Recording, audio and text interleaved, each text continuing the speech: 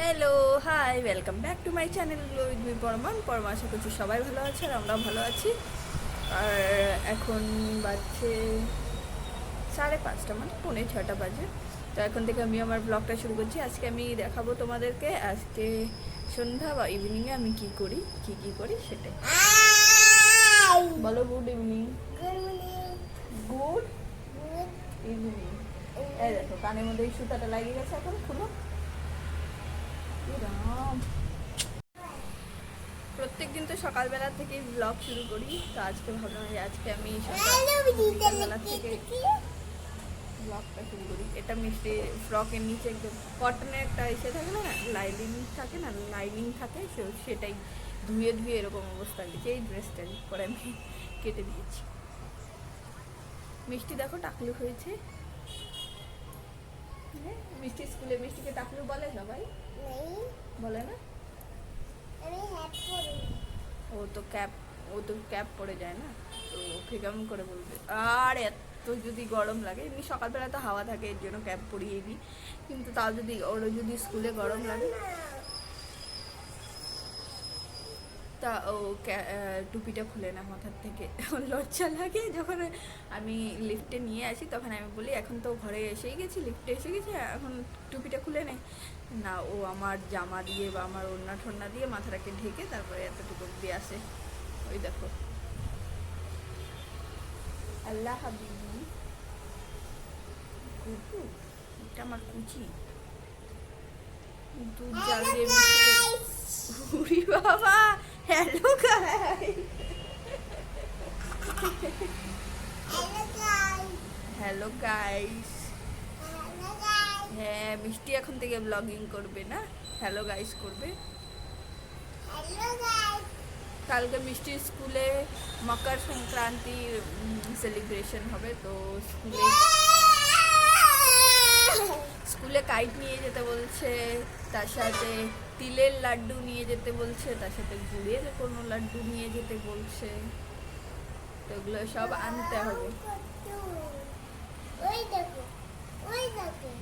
হ্যাঁ, এগুলো তো বার্ডস। হ্যাঁ, দেখা যাচ্ছে কি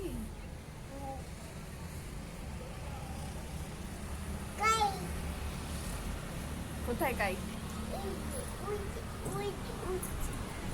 আচ্ছা, কাইটগুলো এখানে লাগিয়ে আছে তারের সঙ্গে।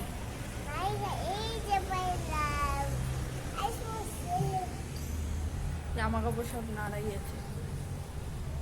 এখন দেখো 5:45 বাজে, তাও কোনো সুরাতে 14 আর 15 তারিখ এই দুদিন যারা টু হুইলার যেরকম বাইক স্কুটি এগুলো চালায় তাদের ফ্লাইওভারে উঠতে দেওয়া হবে না কিছু সময় অবধি হতো, কারণ এখানে অনেক মকর সংক্রান্তিতে অনেক মানে প্রচুর কাইট মানে ঘুরে ওড়ে আকাশে।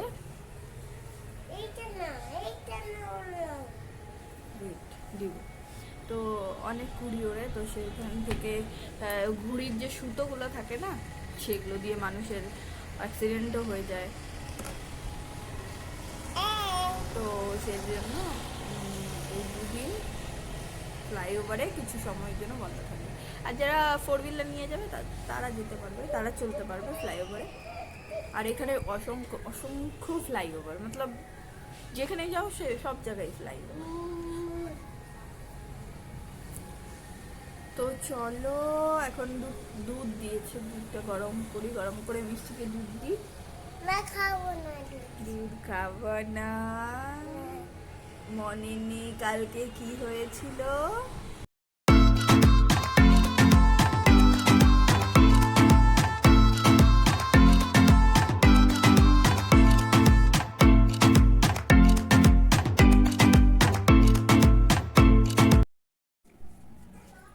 ক্রিম কত সাথে রাখতে হয়, নাহলে আমার মেয়ে পুরো একদম নষ্ট করে দিবে। দুপুরবেলায় স্নান করে না সময় পাইনি ক্রিম টিম লাগানোর। খুব ভালো এই ক্রিমটা, অনেক সময় অবধি স্কিনটাকে হাইড্রেট রাখে। বলে পেরে না কি করবে, হাতের সামনে থাকলে নেবে, নিয়ে পুরো পুরো ফালাবে, নিজে শরীরে মাখবে। এগুলো তো বাচ্চাদের থোড়ি ক্রিম যে বাচ্চারা লাগাবে।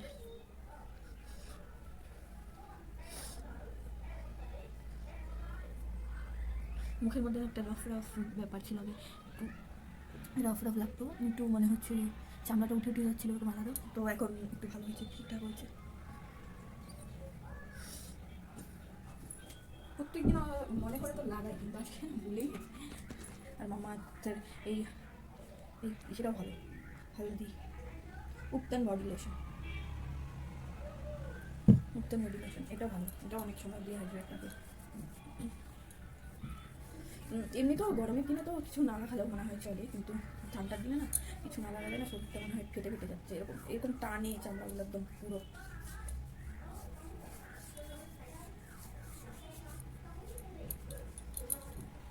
তো লাগাই লোশনটা, এমনি তো মনে থাকে না, তো যখনই মনে পড়ে একটু একটু একটু, তো তখন একটু লাগিয়ে। সন্ধ্যার চা, একদম সেই চাকর হয়ে যাচ্ছি দিনের দিন। সকাল আর সন্ধ্যায় চা না হলে চলেই না আমার। মাঝখানে আমি চা ছেড়ে দিয়েছি, বন্ধ করে দিয়েছিলাম, তারপরে আবার চালু হয়ে গেছে। দুবার ছেড়েছিলাম চা, আবার আবার চালু হয়ে গেছে চা খাওয়া। কি বলবো, ছোটবেলার থেকে খাই না, অভ্যাস না খেয়ে খেয়ে, তো চট করে না এটা ছাড়ে না। একবার খেলেই মনে হয় আরেকবার খাই, আরেকবার খেলেই মনে হয় আরেকবার খাই। তো ছোটবেলার অভ্যাস, আর একটু এটাকে আর ছাড়া যায় বলো। আমার ফ্রেন্ড আছে একটা, ও কোনোদিনও চা খায় না, ও কোনো সময় চা খায় না। আমার বোন বাপরে চাখোর, ওর সন্ধ্যা হলেই চা লাগে, সকালবেলা ঘুম থেকে উঠতেই চা লাগে। আর আমি যেরকম আলসি, কত সময় এরকম আলসি হয় যে চলো এখন আলসি লাগছে খাবো না, বা নিজেকে বানাতে হবে, কিন্তু ওর কোনো চাতে খাওয়াতে কোনো আলসি নেই, ও বানাচ্ছে খাচ্ছে চা। এখন এই যে 6টা বেজে গেছে, ও আমাদের এদিকে একটু আগে আগেই সন্ধ্যা লেগে যায়, ওর চাটা খাওয়া শেষ। ফোন করলে বলবো আমরা কখন চাটা খেয়ে নিয়েছি। তো মিষ্টিকেও দুধ খাইয়ে দিয়েছি, এত নাটক করে না, এইটুক এই গ্লাস দিয়ে দুধ খেতে কতটুকু হয়, দুবার ঢেলেছি বাটিতে, গরম ছিল শেষ। তো এইটুক দুধ খেতে খুব নাটক করে, যেন আমি আর দেখালাম না নাটকটা। কি বলবো আর, বাচ্চারা না ভালো জিনিস খাবে না, কিন্তু ওরা ঠিকই জানে যে কোনটা খারাপ, কোনটা জিনিস খেলে খারাপ হবে সেটাই খাবে। এখন টিভি দেখছে, আবার পড়তেও বসাবো করে। সন্ধ্যা লাগে, এখন 7টা বেজেছে, এখন সন্ধ্যা সন্ধ্যা লাগলো মাত্র। তো এখন আমি সন্ধ্যা লাগাচ্ছি। আমাদের এইদিকে তো 7টা মানে, আমাদের বাড়িতে তো আমার মা বাবা ওরা তো 8টার দিকে ঘুমিয়েই পড়ে, খাবার টাবার খেয়ে। তো ঠান্ডা পড়েছে, বলে কি করবো, ঘুমিয়ে পড়ি খাবার টাবার খেয়ে। এমনিতে আমার মার একটু তাড়াতাড়ি ঠান্ডা লাগে, কি করবে শরীর এত, নিজের সময় থেকে এত কাজ করেছে যে শরীরটা এখন আর দেই না সাথ। অল্পতেই কিছু হয়ে যায়, অল্পতেই ঠান্ডা লেগে যায়, অল্পতেই কিছু হয়ে যায়।